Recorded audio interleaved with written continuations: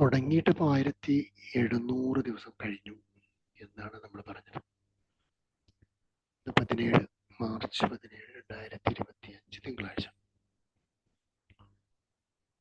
സന്തോഷം. കൂടെ ഉണ്ടായിരുന്നവർ ഒരുപാട് ആളുകളോട് വീണ്ടും നന്ദി പറയണം. Thank you so much for being with orange apple motivational master. പല പേരുകളും എടുത്തു പറഞ്ഞാൽ എത്രയായാലും അധികമാവാത്ത അത്രയും പേരുകൾ നമുക്ക് പറയാനുണ്ട്. 100 കണക്കിന് പേരുകൾ നമുക്ക് പറയാനുണ്ട്. ഇതിൽ സർട്ടിഫൈഡ് ആയിട്ടുള്ള എത്രയോ ആൾക്കാരുണ്ട്. പല പ്രോഗ്രാമും അറ്റൻഡ് ചെയ്ത് സർട്ടിഫിക്കറ്റ് വാങ്ങിയവരും ഫ്രീ ആയിട്ട് അച്ചീവ് ചെയ്തവരൊക്കെ ഉണ്ട്. എല്ലാവർക്കും ഒരിക്കൽ കൂടി അഭിനന്ദനങ്ങൾ.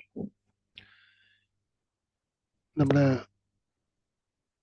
പ്ലാൻ സക്സസ്ഫുൾ ആകുമ്പോൾ ഉണ്ടാകുന്ന 2 കാര്യങ്ങൾ നമ്മൾ മനസ്സിലാക്കേണ്ടത്. ഒന്ന്, ടൈം അച്ചീവ്മെന്റ് ഉണ്ടാവും.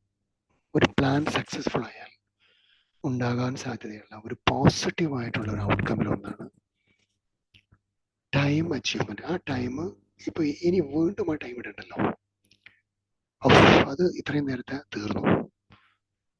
ഇപ്പൊ ഒരു ചാനൽ 4000 മണിക്കൂർ വാച്ച് അവർ വേണം, 1000 സബ്സ്ക്രൈബേഴ്സ് വേണം. അത് ഫിനാൻഷ്യൽ ഡെവലപ്മെന്റിലേക്ക് ആ ചാനൽ എലിജിബിൾ ആവാൻ. അതൊരു കുറഞ്ഞ ദിവസം കൊണ്ട് അച്ചീവ് ചെയ്താൽ പിന്നെ അതിന് അത്രയും ദിവസം അതിന്റെ പേര് പുറകിൽ നടക്കേണ്ടതില്ല. ചില യൂട്യൂബ് ചാനലിലെ ആളുകളുടെ വീഡിയോസിൽ ട്യൂട്ടോറിയൽസിൽ അത് പഠിപ്പിക്കുന്നതാണ്.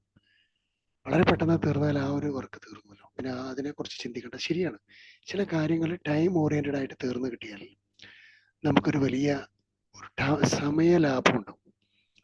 ഓരോ ഘട്ടവും സമയലാഭത്തോടു കൂടി പോകാൻ പറ്റിയാൽ, ഓരോ ഘട്ടം കഷ്ണമായുള്ള പ്ലാനുകൾ അതത് സമയത്ത് തീർത്ത് കിട്ടിയാൽ ഉണ്ടാകാവുന്ന ഗുണം സമയലാഭം ഉണ്ടാകും. അതാണ് ഒരു മേജർ ആയിട്ടുള്ള ഒരു പ്ലാൻ ഓറിയന്റഡ് ആയിട്ടുള്ള അല്ലെങ്കിൽ സക്സസ്ഫുൾ ആയിട്ടുള്ള ഒരു പ്ലാൻ എക്സിക്യൂഷന്റെ ലാഭം.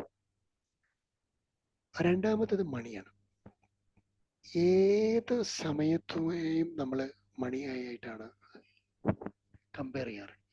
സമയത്ത് നമ്മൾ ക്യാഷായിട്ട്, പൈസയായിട്ട്, കോസ്റ്റ്ലി ആയിട്ടോ വർത്തിയായിട്ടോ ഒക്കെ നമ്മൾ കമ്പയർ ചെയ്യൽ നിർബന്ധമാണ്.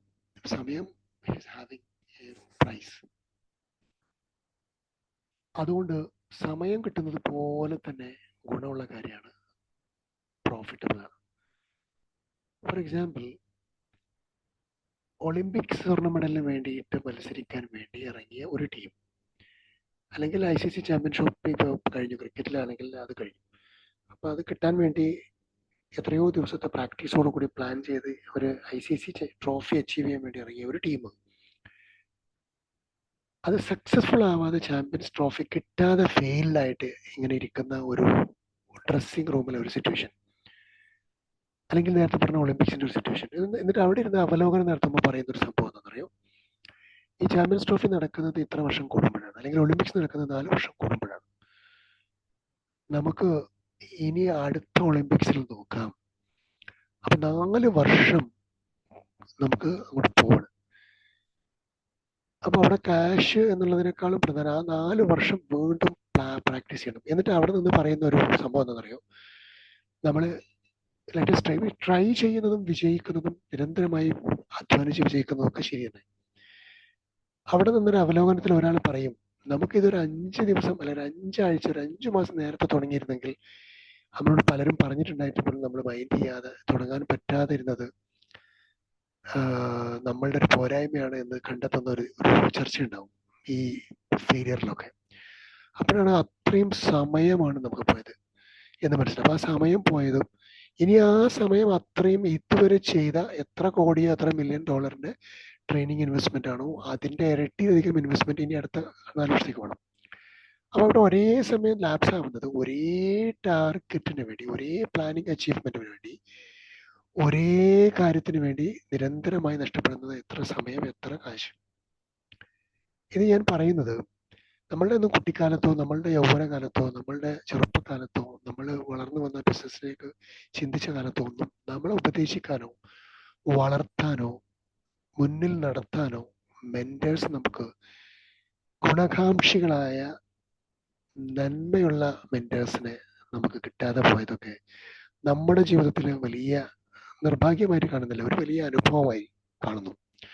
ആ അനുഭവം കൊണ്ട് തന്നെ പലപ്പോഴും പല പ്ലാനിങ്ങുകളും ഒരു കാരണവശാലും വിജയിക്കാതിരിക്കുകയും ഫെയിലിയർ ആവുകയും വീണ്ടും അത് ആവർത്തിക്കുകയും വീണ്ടും അത് ആവർത്തിക്കുകയും വീണ്ടും അത് ആവർത്തിക്കുകയും അങ്ങനെ വർഷങ്ങളോളം പലതും ഫെയിൽഡായി ആവർത്തിക്കുകയും അതിന് നിരന്തരമായി ഇങ്ങനെ ചെയ്താലേ അത് വിജയിക്കും എന്ന് പറഞ്ഞു തരാൻ ആളില്ലാത്തത് കൊണ്ട് എങ്ങനെ ചെയ്യണമെന്ന് അറിയാതെ അന്തം വിട്ട് നിന്ന് ആകാശത്ത് നോക്കി കരയേണ്ടി വരുന്ന ദുരന്തപൂർണമായ ഫെയിലിയറുകളൊക്കെ കടന്നുപോയിട്ട് ഇന്ന് അതിന് മുഴുവൻ സൗകര്യമുള്ളൊരു കാലം നമ്മുടെ കയ്യിലുണ്ടായിട്ട് അതിന് ഡീപ്സിക് ആയിരുന്നാലും ChatGPT ആയിരുന്നാലും ഗൂഗിൾ ആയിരുന്നാലും ഇനി വേറെ എന്തൊക്കെ ടൂളുകളായിരുന്നാലും മോഡേൺ ടൂളുകളായിട്ട് ഒരു 10-20% മെന്റർഷിപ്പ് ഈ ChatGPTയും ഡീപ്സിക്കും ഒക്കെ ചെയ്യും. ബാക്കി ഒരു 80% നിങ്ങൾക്ക് പ്രാക്ടിക്കൽ അവയർനെസ് മെന്റേഴ്സ് റിയൽ ലൈഫിലുള്ള ഹീറോസിന് നിങ്ങൾക്ക് ആവശ്യമായിട്ട് വരും, അല്ലെങ്കിൽ എബിലിറ്റി ഉള്ള സ്കോളേഴ്സിന് നിങ്ങൾക്ക് ആവശ്യമായിട്ട് വരും.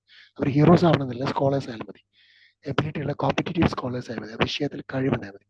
അത്തരത്തിലൊരു മെന്ററൊക്കെ ഉണ്ടാവുന്ന ഒരു കാലത്ത് ഇനി കൂടുതൽ സമയം പോവുക, ഇനി കൂടുതൽ ഫീൽ ആവുക, ഇനി കൂടുതൽ കാശ് പോവുക എന്നൊക്കെ പറഞ്ഞാൽ അതിപ്പോ ഞാനായിരുന്നാലും നിങ്ങളായിരുന്നാലും ഒക്കെ വലിയ പരാജയമായിട്ട് പോകും. അപ്പൊ അതുകൊണ്ട് ആളുകളെ മനസ്സിലാക്കാനും കാര്യങ്ങളെ മനസ്സിലാക്കാനും നമ്മളെ മനസ്സിലാക്കാനും ഇനിയും വൈകിപ്പിച്ചുകൊണ്ടേയിരുന്നാൽ സമയവും കാശും നഷ്ടപ്പെടുന്നു എന്ന് മാത്രമല്ല, ability to do, power of ability to do എന്നുള്ളൊരു സാധനം കൂടെ നഷ്ടപ്പെടും. അതായത് ചില സമയത്ത് ഇതിന്റെ പവർ ഒരു പക്ഷെ നഷ്ടപ്പെടാൻ സാധ്യതയുണ്ട്. അപ്പം അത് ലാസ്റ്റ് എത്തുമ്പോൾ പറയും എനിക്ക് ഇവനെ കൂടെ കഴിയും തോന്നുന്നില്ല എന്ന് പറയുന്നൊരവസ്ഥ. അങ്ങനെയും ആളുകൾ പറയും. അപ്പം ഇതിനകത്ത് അപ്പൊ ഒരു പ്ലാൻ സക്സസ്ഫുൾ ആകുന്ന സമയത്ത് നമുക്ക് ഒരു പക്ഷേ രണ്ടാമതും അതേ പ്ലാനിന് വേണ്ടി വർക്ക് ചെയ്യുമ്പോൾ നമുക്ക് പവർ ഓഫ് ലൂസിങ് എബിലിറ്റി എന്നുള്ള സാധനം power of gaining power of more power to do എന്നുള്ള ഒരു ഇതിലേക്കാണ് നമ്മൾ മാറുക. അപ്പൊ അവിടെയാണ് സക്സസ് ആവുന്നത് കൊണ്ടുണ്ടാവുന്ന അഡ്വാൻറ്റേജ്, എംപവർമെന്റ് എന്ന് പറയുന്ന സാധനം. നേരത്തെ പറഞ്ഞ കോൺഫിഡൻസും മോട്ടിവേഷനും കൂടാതെ എംപവർമെന്റ് കൂടും, കൂടുതൽ എൻഗേജ്ഡ് ആവാൻ പറ്റും. അങ്ങനെയുള്ള കുറേ ഗുണങ്ങൾ നമ്മൾ റോൾ മോഡലിസത്തിലേക്ക് നമ്മൾ എക്സലൻസ് എന്ന് പറയുന്ന ഒരു ലെവലിലേക്ക് നമ്മൾ കൂടുതൽ നമ്പർ ഓഫ് ക്വാളിറ്റി അച്ചീവ്മെന്റുകൾ നമ്മൾ ആഡ് ചെയ്യണം. ഓരോ ക്വാളിറ്റി അച്ചീവ്മെന്റും നമ്മളിലേക്ക് ആഡ് ചെയ്യാൻ നമുക്ക് സാധിക്കുക എന്നുള്ളത് ഇത്തരത്തിലുള്ള ഒരു കാര്യമായിട്ട് കാണാൻ സാധിക്കണം. ഇത് നമ്മളെ എലവേറ്റഡ് പേഴ്സണാലിറ്റി ആയിട്ട് മാറ്റും. ഇതാണ് നമ്മൾ നേരത്തെ പറഞ്ഞിരുന്ന എന്താണ് പറയുന്നത്, നമ്മൾ ഫോസ്റ്ററിങ് എ ഡെവലപ്ഡ് പേഴ്സണാലിറ്റി എന്ന സൈക്കോളജി ഓഫ് ലിവിങ്ങിൽ തുടർച്ചയായിട്ട് നമ്മൾ പറഞ്ഞുകൊണ്ടിരുന്ന സംഭവം.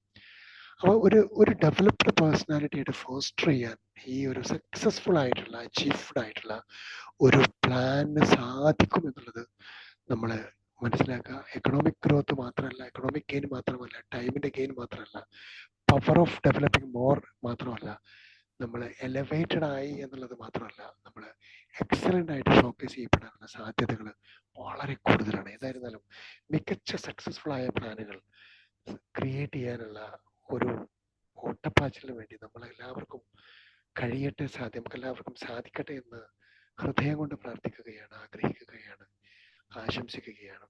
Wishing you all the very best and have A great day. God bless. ഒരിക്കൽ കൂടി ഓറഞ്ച് ആപ്പിൾ മോട്ടിവേഷണൽ മോസ്റ്ററിന്റെ കൂടെ നിൽക്കുന്ന ഓരോരുത്തർക്കും ഹൃദയത്തിൽ നിന്നുള്ള നന്ദി അഗൈതമായി അറിയിച്ചുകൊണ്ട് signing off now. Love you all.